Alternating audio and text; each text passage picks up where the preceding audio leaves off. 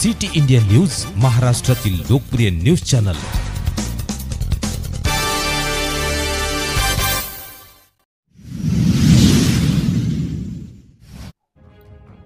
बिलोली महसूल विभागामुळे शेतकरी होतो हैराण।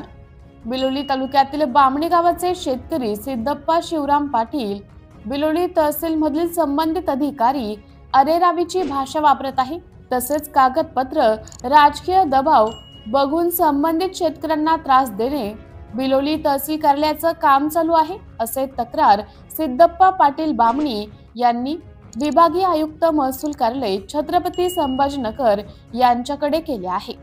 संबंधित शेतकऱ्याचं म्हणणं आहे की मला डिग्री मिळालेली, पण डिग्री आधारे फेर लावलेले गट क्रमांक 362 पण त्यावर तारखेचा उल्लेख नाही, म्हणून डिग्री व संचिका प्रत देण्यात यावे।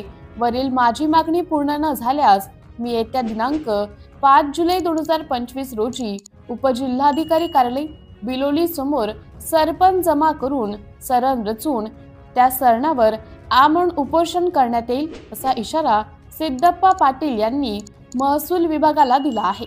व त्या सरण पेटवण्यासाठी नांदेड जिल्हा खासदार श्री रवींद्र चव्हाण यांना बोलावून घेण्याचा पण उल्लेख केलेला दिसून येत आहे। सिटी इंडिया न्यूज साठी प्रतिनिधी जयप्रकाश गोंशेटवार, नांदेड।